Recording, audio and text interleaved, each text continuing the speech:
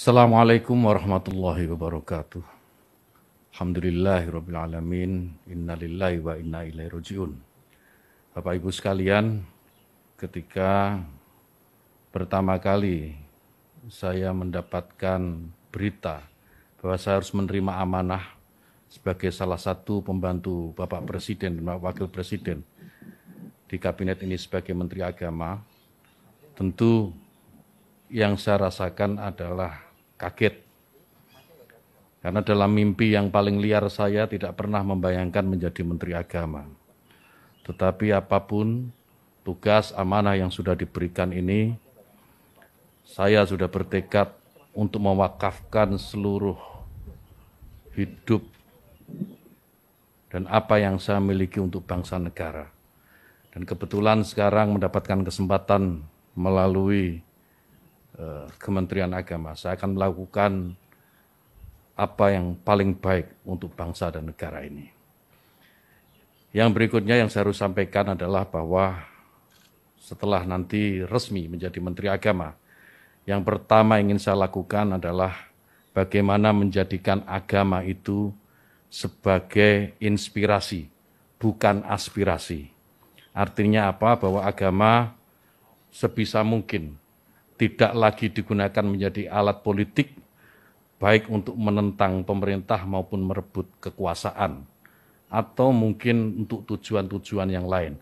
Agama biar menjadi inspirasi dan biarkan agama itu membawa nilai-nilai kebaikan, nilai-nilai kedamaian dalam kehidupan berbangsa dan bernegara. Kemudian yang kedua tentu tugas yang tidak mudah, yaitu bagaimana bisa meningkatkan yang pertama adalah ukhuwah Islamiyah. Kenapa ukhuwah Islamiyah? Karena kita tahu bahwa mayoritas warga negara ini adalah pemeluk agama Islam. Maka negara ini akan damai, negara ini akan tentram jika sesama Muslim, sesama umat Islam ini memiliki ukhuwah atau persatuan di antara mereka. Yang kedua, meningkatkan ukhuwah watoniyah atau persaudaraan sesama warga bangsa. Kenapa ini penting? Karena kita tahu bahwa Indonesia ini merdeka, Indonesia ini lepas dari jajahan kolonial, itu karena perjuangan oleh semua agama, bukan hanya Islam. Umat Muslim, kaum Kristiani, Hindu, Buddha, Konghucu, dan semua agama yang ada di Indonesia, pada waktu pergolakan kemerdekaan mereka terlibat. Sehingga maka penting ukhuwah watoniyah ini kemudian kita bangkitkan kembali, agar tidak ada satu kelompok pun, tidak ada satu agama pun yang mengklaim merasa paling memiliki negara ini.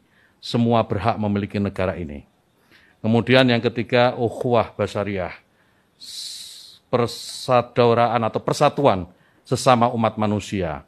Saya sering mengutip dalam beberapa kesempatan apa yang disampaikan sahabat Nabi, sahabat Ali karamallahu wajhah, bahwa mereka yang tidak saudara dalam iman adalah saudara dalam kemanusiaan.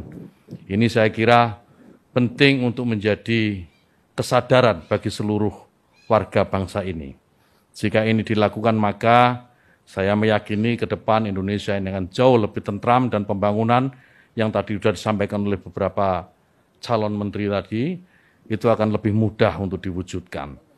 Kemudian yang ketiga yang tidak kalah penting adalah bagaimana bisa memajukan pendidikan agama di lingkungan Kementerian Agama. Pendidikan agama apapun, termasuk tentu di dalamnya adalah pondok pesantren. Bagaimana pondok pesantren bisa didorong mandiri dan pada akhirnya akan melahirkan kader-kader terbaik bangsa, kader-kader terbaik yang bisa memberikan sumbangsih terbaiknya untuk bangsa dan negara. Saya kira demikian. Yang terakhir, mohon doa restu Bapak Ibu sekalian dan seluruh rakyat Indonesia agar amanah ini bisa saya laksanakan dengan sebaik-baiknya, istiqomah dalam kebaikan dan tentu saja membawa kemajuan bagi bangsa dan negara. Allahul muwaffiq ila aqwamit thoriq. Wassalamualaikum warahmatullahi wabarakatuh. Terima kasih Pak Gus Yakut. Berikutnya Pak Sakti Wahyu.